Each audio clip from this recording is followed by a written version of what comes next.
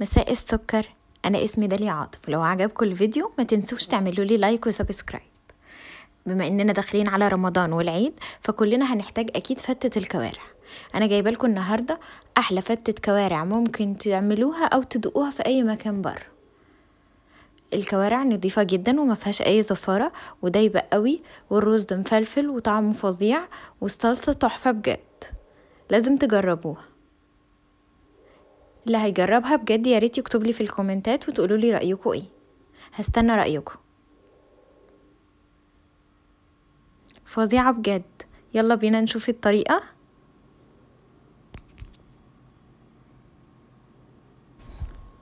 اهم حاجه في الكوارع عندي ان انا اغسلها كويس قوي علشان ما يبقاش فيها اي زفر.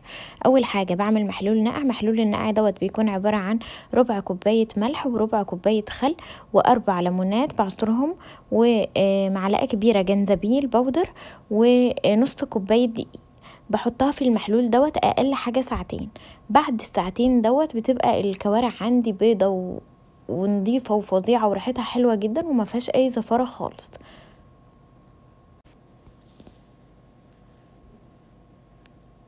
علشان اتاكد كمان ان هي خلاص ما عادش فيها اي زفاره، هبدا ان انا املي ميه سخنه واحطها على النار تغلي. واول لما الميه بتغلي ببدا ان انا انزل عليها بالكوارع واحده واحده.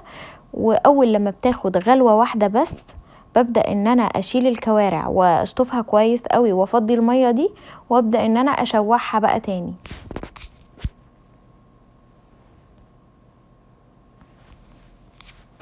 بجد الطريقه دي اكتر طريقه ما بتخليش في الكوارع اي زفاره او اي ريحه وحشه خالص. هبدأ هنا ان انا انزل بالكوارع تاني، وهنزل معاها بقى بمكونات اللي هسلق فيها الكوارع.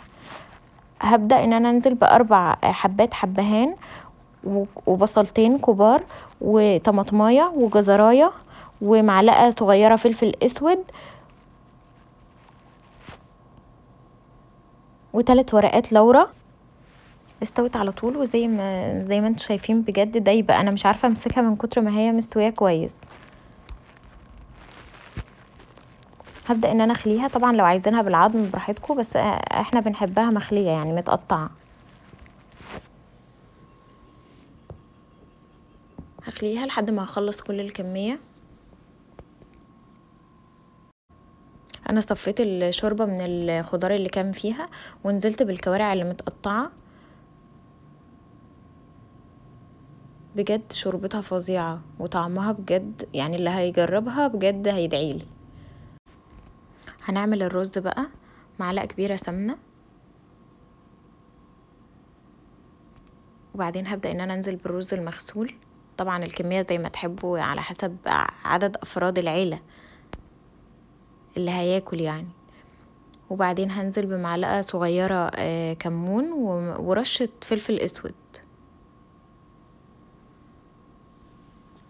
انا هنا بحط للرز من شوربة الكوارع.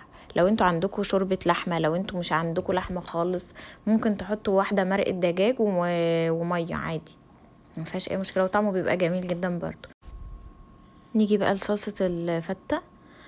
معلقة سمنة ومعلقة كبيرة توم. الفتة طبعا بتحب التوم، دي معروفة. معلقة كبيرة توم ومعلقة كبيرة كمون ومعلقة كبيرة كزبرة ورشة فلفل اسود ومعلقة صغيرة سكر. انا بشوح البهارات مع التوم علشان بتدي ريحة حلوة قوي وطعم عن لما بتتحط بعد كده. وبعدين هنزل بالطماطم.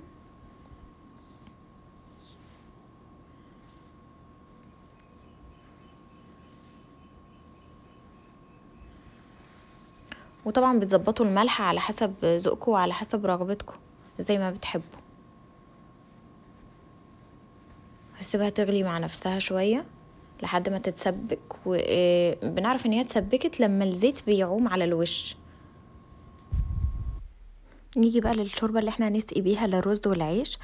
معلقة صغيرة توم ونص معلقة صغيرة كمون ونص معلقة صغيرة كزبرة ناشفة، وبشوحهم مع بعض وبنزل عليهم بالشوربة. انا هنا حطيت كوباية من شوربة الكوارع بتاعتي، وبعدين بسيبها، يعني انا بسيبهاش تغلي اصلا، يعني هي مجرد ما انا بحطها بس التوم يتشوح بطفي عليها على طول.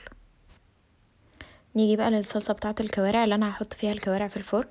هي نفس الخلطة بتاعة الصلصة العادية، بس انا بزود ليها فلفل الوان، بحط نص فلفل احمر ونص فلفل اصفر ونص قرن حامي. لو انتوا حابين لو انتوا مش حابين الحراق ممكن تحطوا نص فلفل اخضر عادي.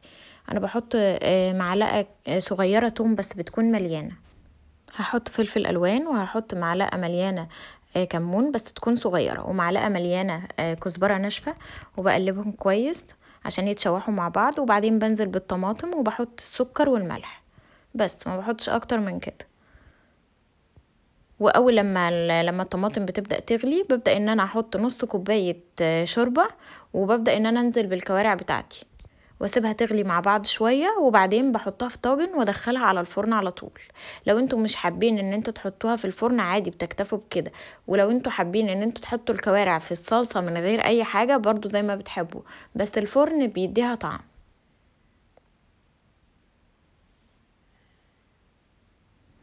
العيش بقى انا بقطعه بالمقص علشان يكون متساوي ويكون شكله حلو.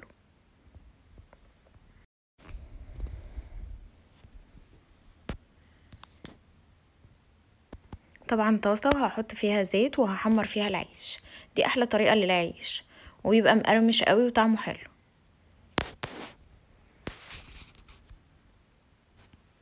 اول لما الزيت بيسخن ببدأ ان انا انزل بالعيش بتاعي، وبفضل اقلبه على طول علشان هو بيتحمر على طول، يعني ما بيحتاجش ان انا ابعد عنه، لازم افضل واقفة جنبه على طول.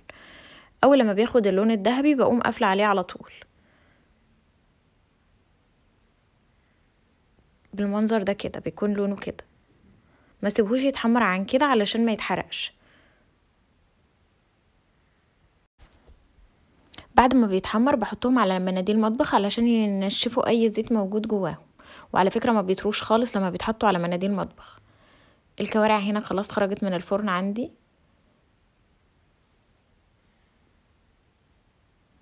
بجد فظيعة، لازم تجربوها.